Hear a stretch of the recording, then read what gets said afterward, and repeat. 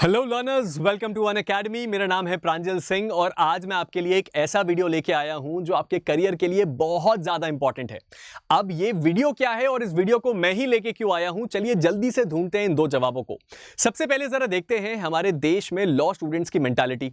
हमारे देश में जब एक लॉ स्टूडेंट अपने लॉ स्कूल में जाता है तो वो दो ही सपनों के साथ जाता है। पहला, या तो मैं इस देश का सबसे बड़ा वकील बनूं और या तो इस देश का बहुत बड़ा जज। अब एक नॉर्मल जो हमारे देश का यंगस्टर है उसकी मेंटालिटी को समझते हैं। हमारे देश के यंगस्टर्स के दिमाग में एक सपना हमेशा रहता है, स्पेशली बॉलीवुड की उन मूवीज को देखने के बाद जब हम आर्मी ऑफिसर्स को मूव करते हुए देखते हैं कि वो भी एक दिन उस वर्दी को, उस यूनिफॉर्म को पहने और फ्रंट फुट पे आके हमारे देश को प्रोटेक्ट करे और हमारे देश की सेवा कर पाए। आज भी जब हम मूवीज को देखते हैं या रियल लाइफ में आर्मी ऑफिसर्स को देखते हैं तो हमारे अंदर एक गूज़बम्प आता है कि हम भी वो जिंदगी जीना चाहते हैं और हमारे देश को इस तरीके से सर्व करना चाहते हैं। अगर मैं आपसे कहूं कि ये लॉ स्टूडेंट का सपना और एक यंगस्टर का सपना अब मिल सकता है और एक कॉमन सपना बन सकता है, हर एक लॉ स्टूडेंट अब एक जज भी बन सकता है, एक वकील भी बन सकता है और आर्मी में बन सकता है, तो आपको कैसा लगेगा? आज का हमारा वीडियो इसी टॉपिक के ऊपर है। और उसके साथ ही साथ दूसरा सवाल कि इस वीडियो को लेके मैं क्यों आपके साथ आया, मैं इसलिए आया क्योंकि इस एग्जाम में थोड़ा सा एक्सपीरियंस है मेरा और थोड़ी सी तैयारी करी है मैंने इस एग्जाम की, तो शायद मैं आपके साथ कुछ ऐसे इनसाइट शेयर कर पाऊं जो आपके बहुत ज्यादा काम आए। शुरुआत करते हैं हमारे आज के इस वीडियो की, जिसमें हम देखने वाले हैं हाउ टू बिकम अ जज और an advocate in the Indian army. अब जब एक बार आर्मी का नाम आ ही गया है सर, तो इसमें मुझे बिल्कुल जरूरत नहीं है आपको ये बताने की कि ये सर्विस क्यों अच्छी है या क्यों आपको इसको ऑप्ट करना चाहिए। ये बात केवल यूनिफॉर्म की है। उस यूनिफॉर्म तक पहुंचना हर एक इंडियन का सपना है, लेकिन ये पूरा बिल्कुल नहीं होता। केवल इन फोटोज को देख के हमारे अंदर ऐसा गूज़बम्प आ जाता है कि यार काश हम भी वो जिंदगी जी पाते, लेकिन अब ये जिंदगी आप जी सकते हैं क्योंकि ये बिल्कुल पॉसिबल है। शुरुआत करते हैं हमारे आज के इस वीडियो की। सबसे पहले हम ये तो समझ लें कि मैं बात किस बारे में कर रहा हूं। ये कौन सा पद है, आप ऐसी हवा में बात कर रहे हैं या रियली पॉसिबल है? बिल्कुल पॉसिबल है। मैं बात कर रहा हूं एक जैग ऑफिसर की, जो कि इंडियन आर्मी में होता है, जिसका फुल फॉर्म है जज एडवोकेट जनरल। ये कैसी बात हुई? जज है कि एडवोकेट है कि जनरल है? भाई हम आपको बताते हैं। आप जब इस कमीशन्ड ऑफिसर के पद पे जाते हैं तो आपको पहले पद मिलता है एडवोकेट का। आर्मी के अंदर कोई भी ऐसा परमानेंट पद नहीं है जज का, लेकिन जब आप एक जैग ऑफिसर होंगे, यानी आप ही वो इंसान होंगे जिसको लॉ का ज्ञान है, तो जब कभी भी ऐसे टाइम्स आते हैं जब आर्मी की कोर्ट बैठती है या ऐसे इंस्टेंसेस आते हैं जब आर्मी को एक जज वाली पोजीशन की जरूरत होती है, तो जब आप सीनियर लेवल पे प्रमोट होते हैं तो आप एक जज की तरह भी काम करते हैं, लेकिन मोस्टली आप काम करते हैं as an advocate general of the Indian army, जो अपने आप में बहुत बड़ी बात है। अब इसमें बहुत सारे सवाल होंगे, हमें जंग लड़ने का मौका मिलेगा कि नहीं, हमारे पास बंदूक होगी कि नहीं, और ये बताइए कि जो हम इस एंट्री में जाएंगे और हमारे अलावा जो बाकी आर्मी ऑफिसर्स आएंगे वो हमसे ज्यादा सीनियर होंगे क्या? सारी चीजों का जवाब आज के इस वीडियो में मिल जाएगा। अब उसके बाद जरा मैं देख लेता हूं इस फोटो को। आप में से जितने भी लोगों ने इस फोटो को यानी कि इस फिल्म को देखा है वो मेरी बात तुरंत समझ जाएंगे। इस फिल्म के जो मेन किरदार हैं वो एक जैग ऑफिसर का किरदार निभा रहे हैं, और अगर आपने ये मूवी नहीं देखी है शौर्य, तो मैं आपको पर्सनली रिकमेंड करता हूं। आमतौर पर ऐसा नहीं होता है कि टीचर आपको बोले जाके मूवी देखो, लेकिन मैं आपसे कह रहा हूं कि अगर आप इस सपने को परस्यू करना चाहते हैं तो उस मूवी को जरूर देखिए, आपके अंदर गूज़बम्प्स आएंगे। इसकी बड़ी वायरल रील्स हैं, बड़े पॉपुलर क्लिप्स हैं जहां पे के मेनन साहब एक कोर्ट में बैठे हैं और एक जैग ऑफिसर के सवालों का जवाब दे रहे हैं और लोग बड़ा इंप्रेस हैं उनकी एक्टिंग से। आपको मजा आएगा, और ये एक जैग ऑफिसर के ऊपर ही बेस्ड है। अब जरा ये देख लेते हैं कि आप हमें एक सपना दिखा तो रहे हैं, लेकिन इस सपने को पूरा हो जाने के बाद हमें काम क्या करना होगा, यानी कि जब हम एक जैग ऑफिसर बनेंगे इंडियन आर्मी में तो हमें करना क्या होगा। चलिए जल्दी से उसकी वर्क प्रोफाइल को देखते हैं। सबसे पहले रूल मेकिंग प्रोसेस में आप एक पार्ट होंगे, क्योंकि आप आर्मी की लॉ बैकग्राउंड को बिलोंग करते हैं, आप एक जज एडवोकेट जनरल के पद को होल्ड करते हैं इंडियन आर्मी में, तो इंडियन आर्मी में भी बहुत सारे रूल्स बनते हैं, प्रोसीजर्स बनते हैं, लॉज बनते हैं, तो जब कभी भी उनकी ड्राफ्टिंग होगी तो आप उस कमेटी के एक इंपॉर्टेंट मेंबर होंगे। उसके साथ ही साथ आर्मी के जो प्रोसीडिंग्स हैं, यानी कि आर्मी जब कभी भी अपनी कोई प्रोसीडिंग चलाती है, अपनी कोई ट्रायल चलाता है, तो आप उसको या तो लीड करेंगे या तो आप किसी पार्टी को प्रेजेंट करेंगे। उसके साथ ही साथ आर्मी कोर्ट, यहां से मैं रेफर करता हूं इस फोटो को, ये कोर्ट मार्शल मूवी है, ये भी आप में से बहुत सारे लोगों ने देखी होगी, यूट्यूब पे अवेलेबल है। इस मूवी में भी दिखाया गया है कि कैसे एक जैग ऑफिसर किसी अधिकारी के कोर्ट मार्शल में पार्टिसिपेट करता है और उस प्रोसीडिंग को आगे बढ़ाता है। यानी कि आपको पता होगा कि जब कभी भी किसी आर्मी के अधिकारी को निकाला जाता है तो कोर्ट मार्शल का प्रोसेस होता है। तो इस कोर्ट मार्शल का जो प्रोसेस है, इसको कौन प्रेजेंट करेगा? किसी पार्टी को आप करेंगे, क्योंकि आप एक एडवोकेट जनरल हैं और आप ही को कोई सीनियर अधिकारी वहां जज बन के बैठा होगा। उसके साथ ही साथ जो लीगल एडवाइस होती है, यानी कि आर्मी को बहुत सारे रूल्स बनाने होते हैं, एस्टैब्लिशमेंट्स करने होते हैं, तो उसके लिए उसको जरूरत होती है लीगल एडवाइजरी की। ये हर जगह जरूरत होती है, प्रेसिडेंट के पास, प्राइम मिनिस्टर के पास, तो आर्मी की लीगल एडवाइजरी होगी आपके पास। उसके साथ ही साथ डे टू डे जो मैटर्स हैं आर्मी के, उसको भी मैटर यानी कि ऑफिशियल वर्क जो होते हैं वो एक जैग ऑफिसर सॉल्व करता है। अब आप में से बहुत सारे लोगों का बहुत बड़ा सवाल है कि हमें यह बताइए कि हमें जंग लड़ने का मौका मिलेगा कि नहीं, और दूसरा सवाल है कि जो बाकी के अधिकारी हैं उनसे हम नीचे होंगे क्या? ऐसा बिल्कुल भी नहीं है। दूसरे सवाल का जवाब सबसे पहले देता हूं। जो बाकी के अधिकारी हैं वो भी उसी पद पे काम करेंगे जिस पद पे आप काम करेंगे, यानी कि बाकी के जो कमीशन्ड ऑफिसर्स हैं आप उन्हीं के लेवल पे काम करेंगे और आपके अंदर भी यूनिट्स होंगी। उसके साथ ही साथ दूसरा जो सवाल है कि हमें जंग लड़ने का मौका मिलेगा कि नहीं, तो उसका बड़ा सिंपल सा जवाब है, आप आर्मी के एडवोकेट जनरल हैं और उसके साथ ही साथ एक जज भी हैं। उस सिचुएशन में आपको जंग पे तब तक नहीं भेजा जाएगा जब तक बहुत ज्यादा इमरजेंसी ना हो, लेकिन जब आप ट्रेनिंग पे जाएंगे तो उसमें छोटा सा पार्ट आपकी कमांडो ट्रेनिंग का जरूर होगा, तो इसलिए जरूरत पड़ने पर आप वेल ट्रेन्ड होंगे कि आप भी जंग में पार्टिसिपेट कर सकें। उसके साथ ही साथ जब आप अपनी ट्रेनिंग कंप्लीट करते हैं तो आपको 2 साल के लिए लद्दाख में सर्व करना होता है, और वो अपने आप में एक ऐसी टेरेन है जहां आपको जंग का पूरा फील आ जाएगा। तो ये बात तो क्लियर हो गई कि सर हमारी वर्क प्रोफाइल कैसी होगी। चलिए आगे बढ़ते हैं। अब जरा ये देख लेते हैं कि हमने ये बात तो तय कर ली कि अब हम जैग ऑफिसर बनना चाहते हैं, लेकिन इसको बनने के लिए हम एलिजिबल है कि नहीं। जरूर कोई बहुत टफ एग्जाम होगा जिसको क्रैक करके जैग ऑफिसर बना जा सकता है, लेकिन ये भी गलत आपका गेस है। चलिए एलिजिबिलिटी को देखते हैं। सबसे पहले आपका एक इंडियन होना जरूरी है, जो कि बहुत ऑब्वियस है। उसके बाद आपका अनमैरिड होना बहुत जरूरी है। अब भाई यहां बात आके अटकी। इस बात को ध्यान रखिएगा कि हमारे जैग में एक बड़ा स्ट्रिक्ट रूल है कि आप अनमैरिड होंगे एप्लीकेशन फाइल करते वक्त। उसके साथ ही साथ अगर आपका सिलेक्शन हो जाता है तो जब तक आपकी ट्रेनिंग चलेगी, जब तक आप कमीशन्ड ऑफिसर ना बन जाएं, तब तक आप शादी नहीं कर सकते। लेकिन खुशखबरी यह है कि इसकी ट्रेनिंग बहुत कम पीरियड की, आपको कोई दिक्कत नहीं होगी। लेकिन अगर ट्रेनिंग के बीच में यह बात पता चली कि आपने शादी कर रखी थी, आपने बताया नहीं, या ट्रेनिंग के बीच में शादी कर ली, तो आपके ऊपर बहुत स्ट्रिक्ट कार्रवाई हो सकती है। उसके साथ ही साथ आपकी उम्र 21 से 27 साल के बीच होनी चाहिए, और आपकी एजुकेशनल क्वालिफिकेशन क्या होनी चाहिए उस पर जरा ध्यान देते हैं। सबसे पहले आपने एलएलबी जो भी करी हो, चाहे वो 3 ईयर एलएलबी हो, चाहे वो 5 ईयर एलएलबी हो, उसमें आपके मिनिमम 55% एग्रीगेट मार्क्स होने चाहिए, जो बहुत बड़ी दिक्कत नहीं है।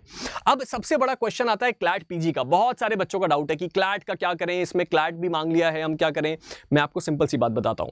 जब मैं ये एग्जाम दे रहा था तो क्लैट पीजी इसका पार्ट नहीं था। मेरे बाद ये एग्जाम का जो क्लैट पीजी का जो क्लॉज है वो ऐड किया गया, और इसमें कोई दिक्कत की बात नहीं है। बस 2 बातों को ध्यान रखिए।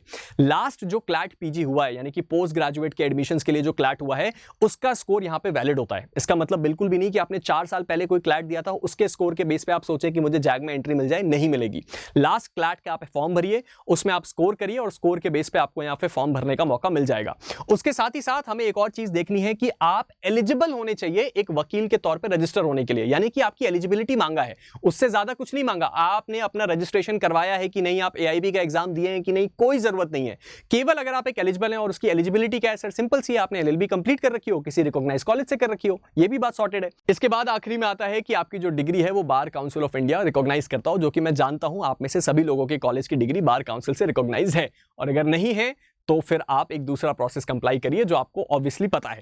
उसके साथ ही साथ अब आपको यह बात तो समझ में आ गई कि भाई एलिजिबिलिटी कोई बहुत बड़ी दिक्कत की बात नहीं है, आपको बड़ी आसानी से ये एग्जाम में एलिजिबल होने का मौका मिल जाएगा। मैंने जब ये एग्जाम दिया तो मेरी उम्र उस वक्त 21 के जस्ट बाद, यानी कि मैंने 22 में दिया था, मैं उस वक्त 22 साल का था। तो अपना एक्सपीरियंस क्या था वो भी आपके साथ शेयर करेंगे और बड़ी आसानी से समझेंगे। अब जरा जल्दी से वो देखते हैं जो हमें सबसे ज्यादा फैसिनेट करता है सर, कि हम कौन सी रैंक पे जाएंगे, कौन से अधिकारी बनेंगे। सबसे पहले आपको जो रैंक मिलेगी वो मिलेगी लेफ्टिनेंट की, जो यहां पे लिखी हुई है, यानी कि 2 स्टार होंगे आपके शोल्डर पे। उसके बाद 2 साल जब आप कंप्लीट कर लेंगे तो आप बनेंगे कैप्टन, यानी कि 3 स्टार।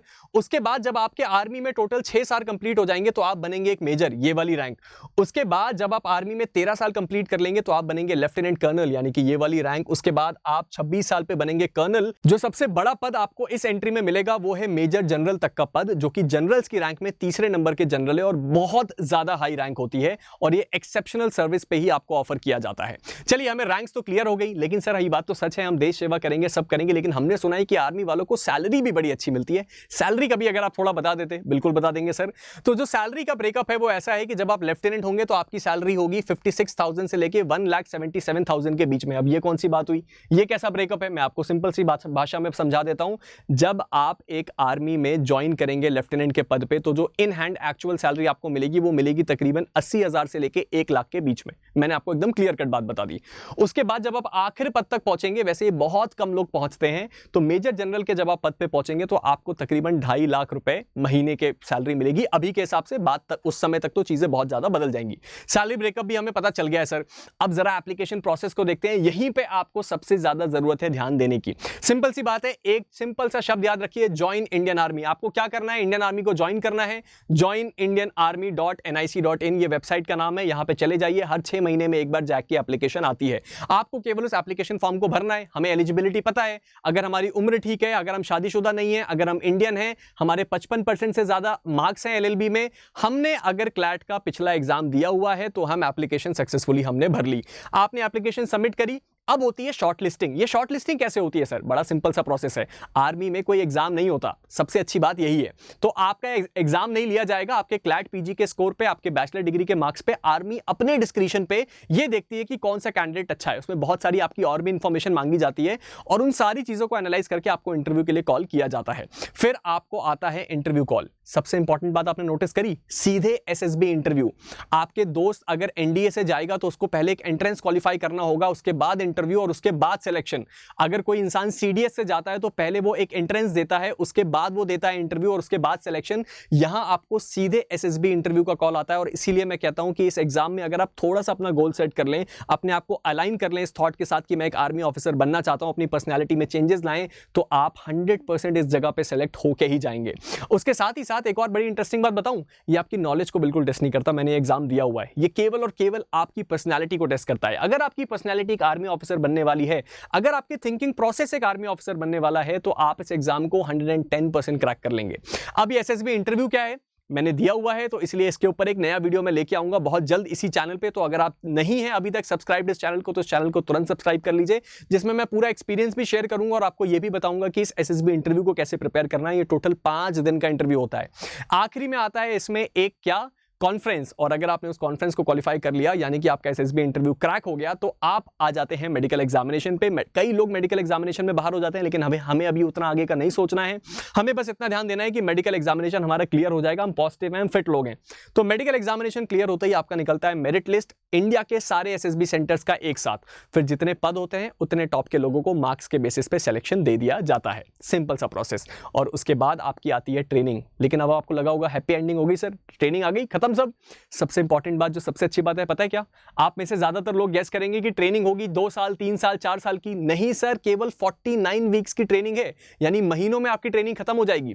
जस्ट इमेजिन कि आप जनवरी में किसी ओटीए में जाएं, यानी कि ऑफिसर्स ट्रेनिंग एकेडमी चेन्नई में एंट्री लें, और आप उस साल के अंत तक एक इंडियन आर्मी का ऑफिसर बन जाएं। इतनी जल्दी तो जजशिप की ट्रेनिंग भी खत्म नहीं होती। इसीलिए मैं कहता हूं कि ये एक पद ऐसा है जिसको बच्चे लाइटली लेते हैं, लेकिन आपका सपना भी पूरा हो जाएगा और आपका पैशन भी फॉलो हो जाएगा इस सर्विस को फॉलो अप करके।